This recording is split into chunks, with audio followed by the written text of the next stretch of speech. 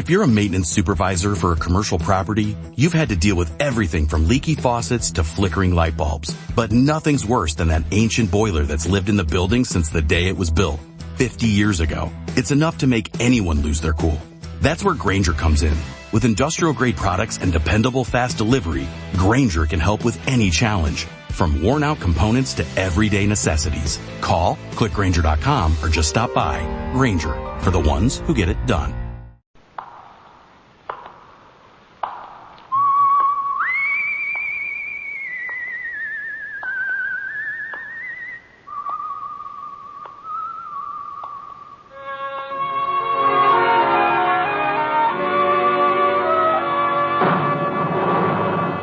The Adventures of the Saint, starring Vincent Price.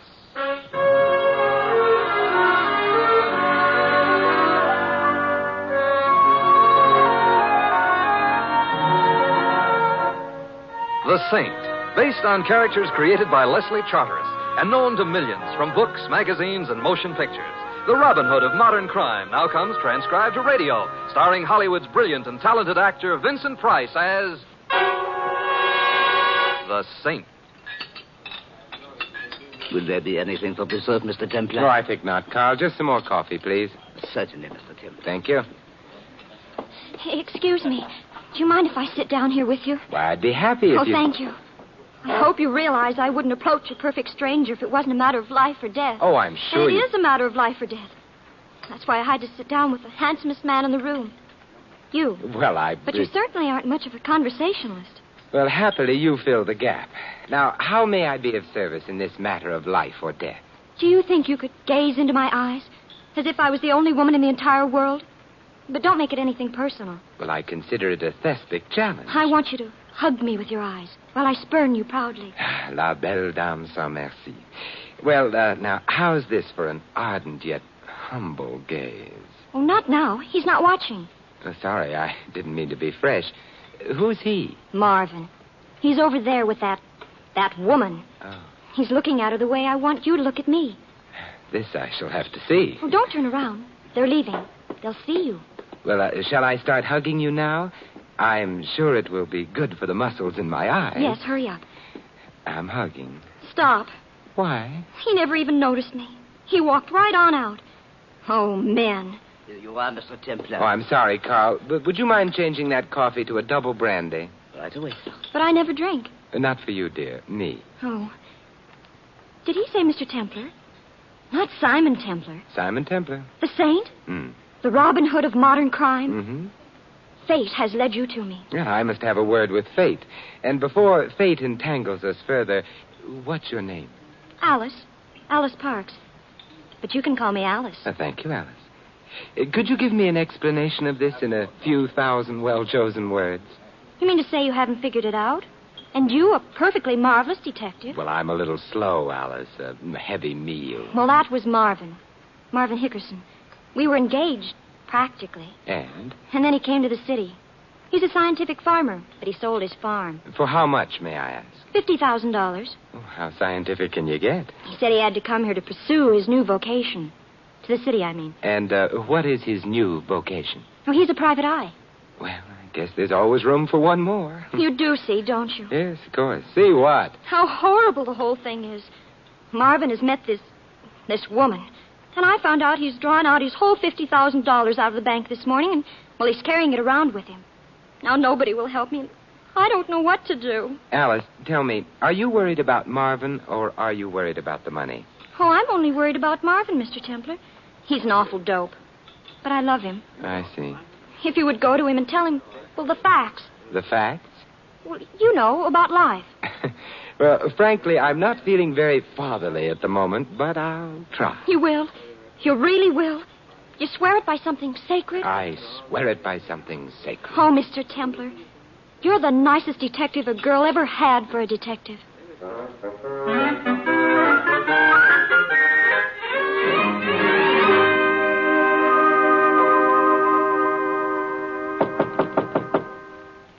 Come in. Mr. Hickerson? Marvin Hickerson, private eye. Come in, come in. Oh, thank you. Now, what's your problem, Mr. Templar. I wanted to talk to you about a girl, Marvin. A girl? You were in your apartment alone, and then she walked in. Well, not exactly. It was more in the The mink nature of... around her shoulders meant money, and her smoldering eyes meant trouble. Marvin, A tiny pulse started to beat in your temple as she swayed closer. And it became a tom-tom as she threw herself into your arms, murmuring words of passion, of fear, of... Marvin, get a grip on yourself. No girl? Yes, there is a girl, Marvin, but you are not Sam Spade. Ah, you noticed, huh? Well, we've all got to start somewhere. True. And I can't take your case anyway. I'm involved in a big deal. Marvin, Alice is worried about you. Alice? Mm-hmm. Mr. Templar, Alice Parks has got to learn that I am not a child. I'm A man? I'll accept that. And the sooner she stops interfering in my affairs, the better it'll be for everybody. Just because I now happen to be going around with A woman? Definitely. A woman who is going to put me in way of making a great deal of money and... Hello, Marvin. How are you? Hello, Mr. Dorgan. Who's your friend, Marvin? This is Mr. Templar. Mr. Templar, this is Mr. Dorgan. Honest Jack Dorgan. He trains horses. He's from Kentucky. Kentucky, yeah. Glad to meet you, Mr. Dorgan. So you're from the bluegrass country? Huh? The bluegrass country, the home of fast horses and beautiful women. Where's that? Kentucky. Oh, yeah, sure. Come on, Marvin. Sure, Mr. Dorgan. Would you excuse us? We got a very important appointment. And Marvin has also got $50,000. Who is this guy, Marvin? He's got nose trouble. Mr. Templar, if Alice Parks thinks I need someone to protect me, she's mistaken. My experience as a private investigator has made me a pretty shrewd judge of character. And my faith in the integrity of honest Jack Dorgan is unbounded. Thank you, Marvin Hickerson. Right. Come on, Marvin. The Colonel and Carly are waiting. So long, friend. So long, Honest Jack. See you at Churchill Downs sometime. Where's that? Why, in your old home state, Kentucky. Ooh, Kentucky. Kentucky.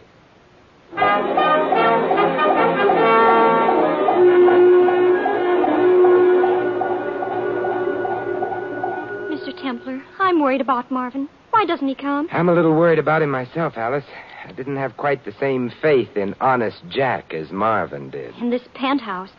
Marvin never had expensive taste, never in his life. And her picture on the piano. All my love, Marvy, honey. You're Coralie. It's rather sultry looking, isn't she? Oh, I suppose she's pretty.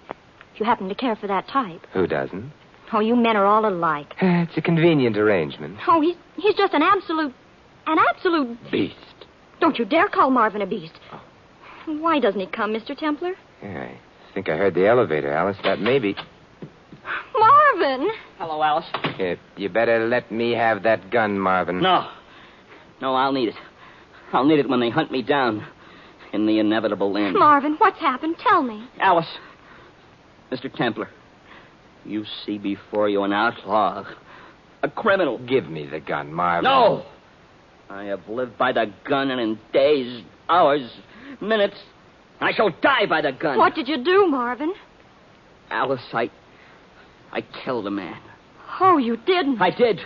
Or I think I did. It's all so confused. Sit down, Marvin. There isn't time. The police will be after me, maybe with bloodhounds. Oh, I doubt if they could track you up the elevator shaft. Now, look, where was this killing, and who got killed? Mr. Dorgan, in the hotel here, in Suite A on the 7th floor. But you didn't do it. You couldn't have. Tell him you didn't do it, Mr. Templar. Let him tell it, Alice. What happened, Marvin? It's all mixed up. There were a lot of people there, all betting a lot of money on the horses, and I was there with the Colonel and Coralie and... Coralie? I knew she was mixed up in this. Go on, Marvin. And I bet my $50,000 on a tip Mr. Dorgan gave us because he knew the race was fixed.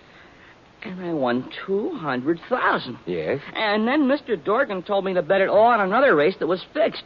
But the horse lost, and there was a big argument, and somebody put a gun in my hand, and it seemed to go off, and Mr. Dorgan fell down, and there was blood. Blood all over. It was awful. Did anyone call the police? I don't know. I guess somebody did. Everybody saw it. I'm a murderer. You are not, Marvin. Just because you killed someone, that doesn't make you a murderer. Does it, Mr. Templar? I think I'd better investigate this. Marvin, you wait here with Alice. No. They'll never take me alive. Marvin, come back here. It's better this way, Alice. Forget me. Forget that somewhere in the night there's a pale, hunted, penniless fugitive from justice. Find someone to take my place in your heart. Farewell. Marvin!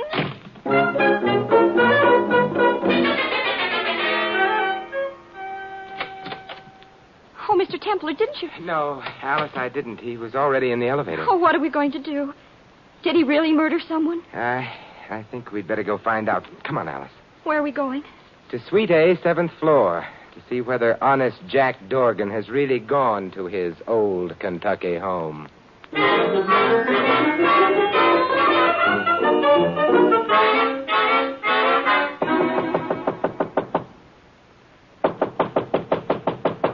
No answer. But there must be someone in there. Marvin said the room was filled with people. Now, let's try the door. It's open. It's dark in here. Wait till I find the light switch. Well, do you have to turn on the lights? Can't we just leave? Oh, we have to find out, Alice. There. Well, it's just a perfectly bare room. Doesn't look much like a gambling den, does it? You don't see any body? I don't see a sign of anything. Well, then it didn't happen. Marvin was just imagining things. There wasn't any murder at all. Now, this doesn't look much like a room a murder was committed in 10 minutes before. Oh, let's go, Mr. Templar. Let's find Marvin and... Mr. Templar, what are you looking at? That spot on the floor, Alice, that stain. Oh, Mr. Templar, it isn't... I'm afraid it is blood.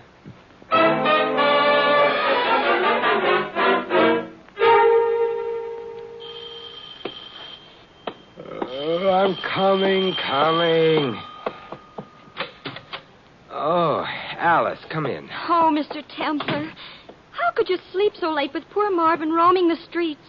A hunted fugitive. What time is it? 7:30. Well, I forced myself. And how do we know Marvin is a hunted fugitive? Was there anything in the papers about a killing? No, but the body will turn up, won't it? I mean, they always do. Usually. What are you going to do to find Marvin? I think I'll go out and make a few bets on the horses. What?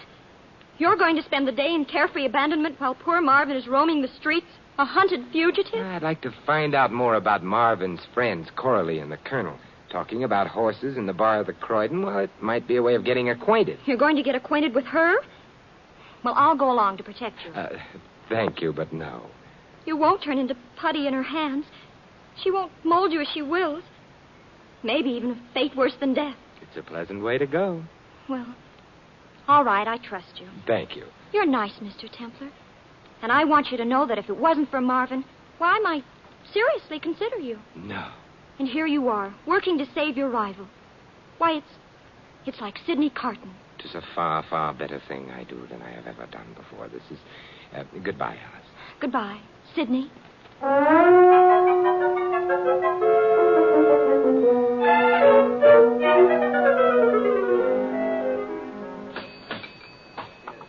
Another scotch over ice, bartender. Yes, sir.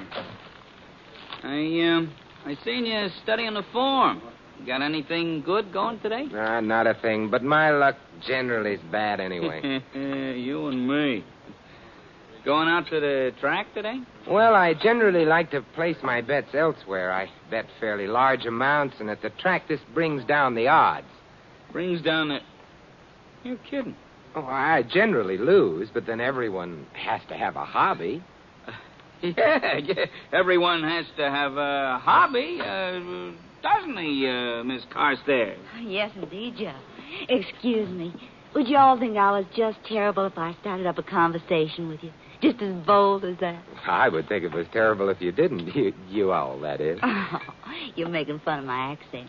I'm from Kentucky, the horse country. That's why I couldn't resist when you started talking horses. The fraternity of horse players. You wouldn't be going out to the track today, Miss... Carstairs. Coralie Carstairs. And your name? My name is Heathcliff, Coralie. Simon Heathcliff. I'm delighted to know you. Thank you. Are you going to the track? I'd love to, but I have to ask Daddy. He's awful smart about the races. He wins all the time, just scads of money. Oh, this sounds like a gentleman I should meet. Are you staying here in the hotel? We have rooms on the 7th floor. Would you all care to come up? Wow, would just love to.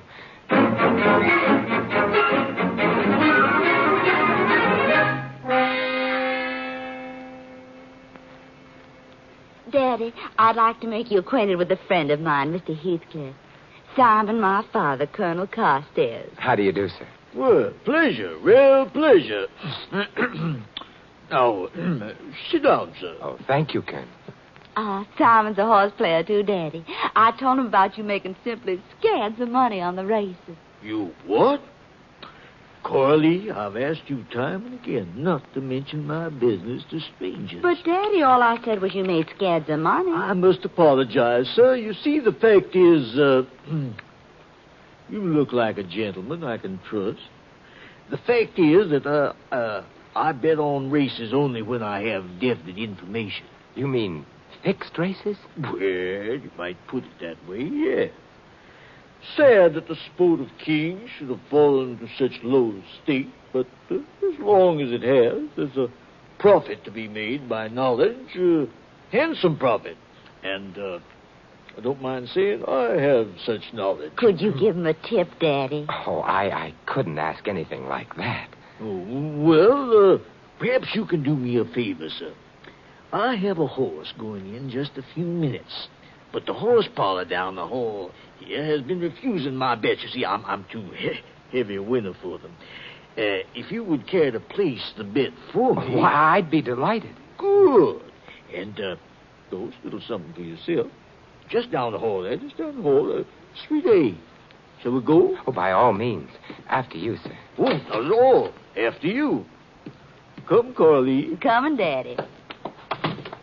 I'll give you the money before we go in. 40,000 on Brave Fox. And whatever you want to add of your own. 40,000? Oh, that's a lot of money, Colonel. Chicken feed, boy. Millions in this thing. Millions. Oh, here we are. Remember the knock in case you come back by yourself.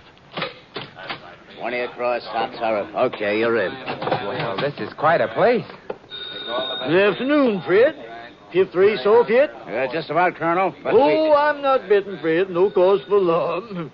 But Mr. Heathcliff here would like to wager. Certainly, sir. The cashier's booth right over there. Thank you. Brave Fox to win. Hurry. Yeah, 40 across, that's right. I'd like to place 40,500 on Brave Fox to win. You're just in time, sir. 40,500 to win. Yes, sir.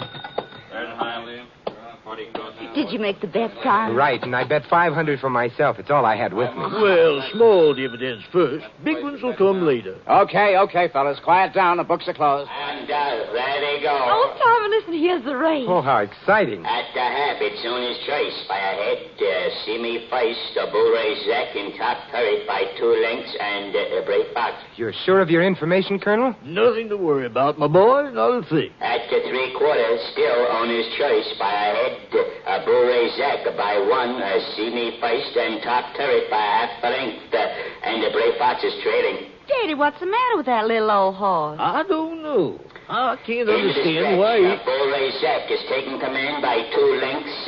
Owner's Choice is second, and the top third, See Me First, and the Brave Fox is beginning to close ground on the outside. Come on, Brave Fox. Can he do it? He'd better. They're coming down to the line of finish. It's Bull Race Zach in top third with Brave Fox on the outside.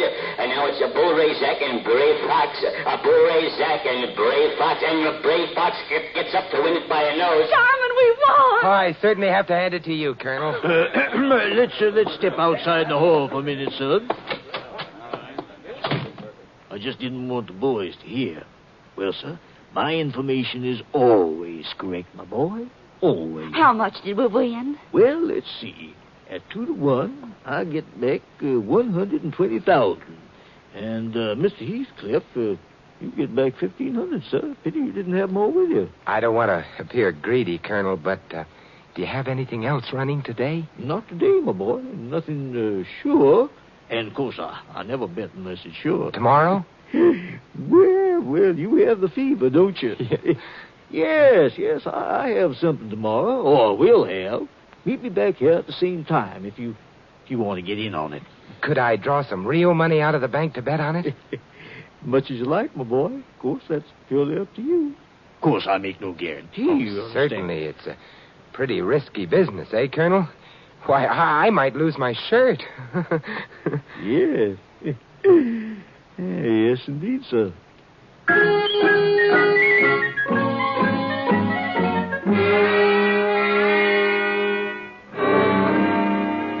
But I don't understand, Mr. Temple. You actually won $1,000. Come on, Money, Alice. The whole place is working with the Colonel. The race was actually over before I bet. They'd let me win the money. But why? So I would go to the bank tomorrow, draw out 30 or 40,000, and come back and bet it. And then I'd lose. Oh.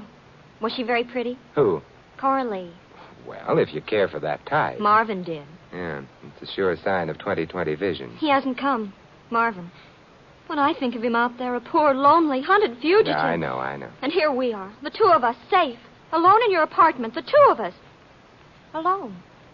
In your apartment. Alice, What's that? hey, somebody outside the window. I'll open it. Marvin! Gee, how'd you recognize me? I was wearing dark glasses and a mustache. Come in, Marvin. We recognized your voice. I didn't say anything. Where have you been, Marvin? Skid Row. How awful. That's where I belong. I'm a human derelict, a hunted criminal. Are you hungry? No. I ate at the Sunshine Mission. They wanted me to stay and sing tenor in the choir, but then I read the paper and came here. Is there any hope? Marvin, look, I want you to stay here tonight. Tomorrow you're going to the police and give yourself up. Never. It may not be as bad as you think. You're going to give yourself up and then send the police over to Suite A, the 7th floor of the Croydon, where I will have just been swindled out of my money, just as you were. I was swindled? Gee, they had a nerve swindling a private eye. Yeah, some crooks just have no decency. But Coralie wasn't a crook. Was she? I'm afraid so. Gee. Marvin. Oh, I suspected her, of course, all along. Now, look, here's the plan, Marvin. I'll be there at 2 o'clock. You walk into the police station at 2 and send them over. That would give me enough time to lose the money. Have you got that? Sure. I'll give myself up. Well, I'll go with you, Marvin. No, Alice. A woman's place is in the home. You wait here until I get back. How long will you be? If I'm lucky, 10 years. Oh, Marvin. Oh, Alice. Oh, brother.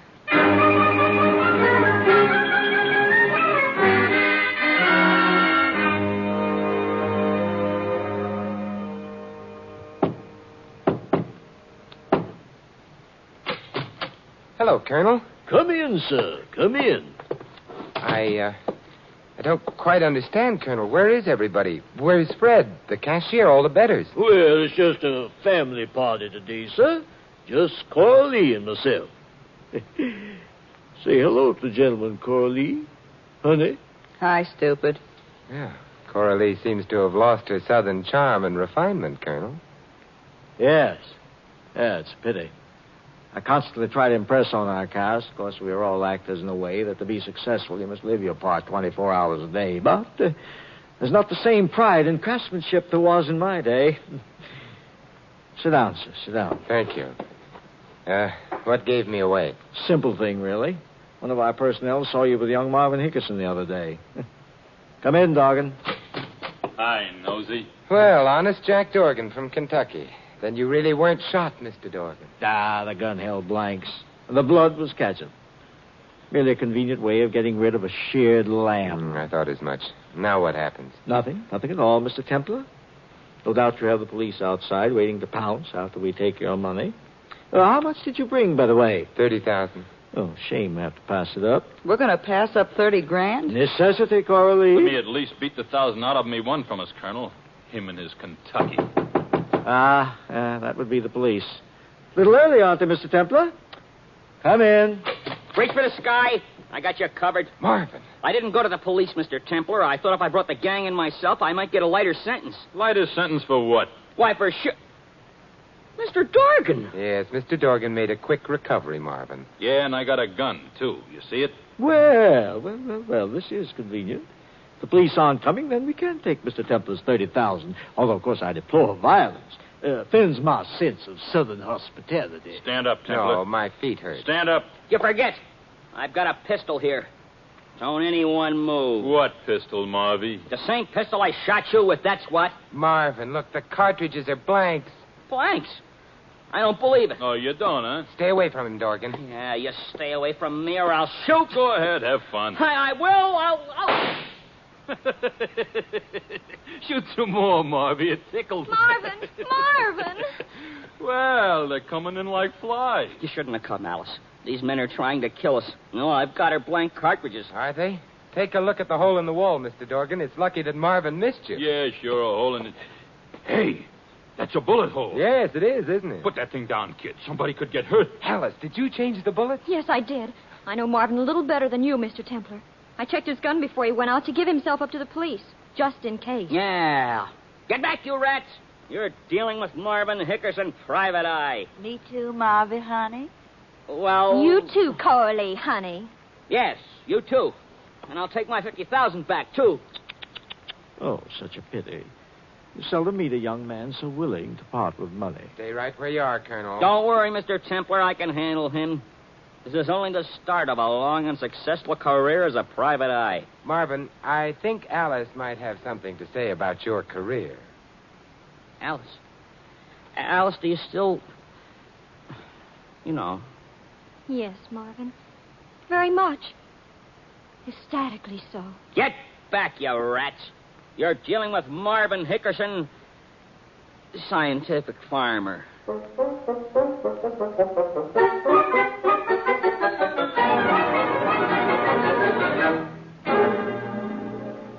You mean this is goodbye, Alice? Marvin's waiting outside, Mr. Templar. I guess that, well, it just wasn't meant to be. You and me, that is. C'est la vie. I agree. But I want you to know that I'll always remember you, Mr. Templar. From the first moment in that restaurant, when you hugged me with your eyes. That was a moment, wasn't it? Golden. And when the first child comes, we'll name it Simon, after you. No. Yes, Simon, forever and ever. I'll be very honored. Just think, by tomorrow, I'll be Mrs. Marvin Hickerson. I wish you'd promise me one thing, Alice. What, Simon? Don't ever take the hick out of Hickerson.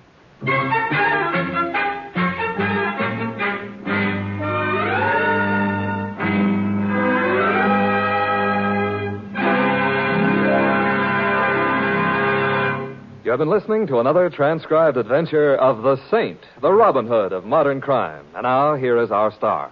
Ladies and gentlemen, this is Vincent Price, inviting you to join us again next week at this same time for another exciting adventure of The Saint. Good night.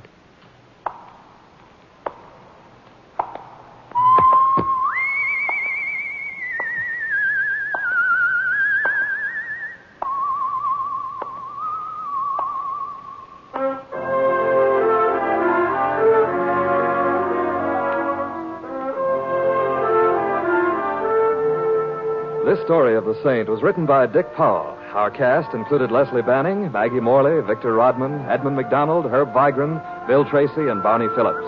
The Saint, based on characters created by Leslie Charteris, is a James L. Safier production and is directed by Helen Mack. Vincent Price is soon to be seen co-starring with Errol Flynn and Michael and Prell in William Marshall's production of Bloodline. Your announcer, Don Stanley. 3 chimes mean good times on NBC.